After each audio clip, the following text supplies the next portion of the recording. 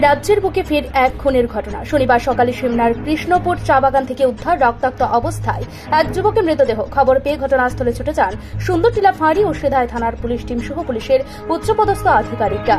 এলাকার লোকজনরা কেউ মৃতদেহটি চিনতে পারেনি। সূত্রে খবর, মৃত যুবকের নাম বিকাশ দেবনাথ, সে মোহনপুর গোপালনগর এলাকার বাসিন্দা। গতকাল বিকেলে সে তার নিজ অটো নিয়ে বাড়ি থেকে বের হয়ে গেলে আর ফিরে আসেনি। খবর পাই আমরা সঙ্গে সঙ্গে ঘটনাস্থলে আসলাম। আগে দেখি যে কি একজন লোক মৃত অবস্থায় বইরা রয়েছে। এরপর আমি অথরিটির জানাইছি আর ফরেন্সিকদের জানানো হয়েছে কোর্টে আসার জন্য। এরকমভাবে ফরেন্সিক টিমও আমরা ততক্ষণে এই জায়গাটা বন্ধ করে না। আচ্ছা, মৃতদেহটা কি শনাক্ত হয়েছে নি এলাকার বা এখন পর্যন্ত শনাক্ত হয়েছে না। সিরাই থানাতে খুব সম্ভবত একজনের মিসিং আছে গতকালকে।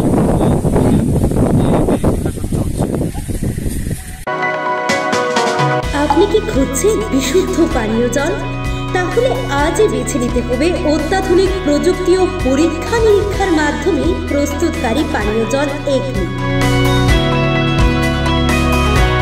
বিশুদ্ধ জলে সুস্থ জীবনের মূল চাকাঠি। Acme packaged drinking water. Report news Tripura.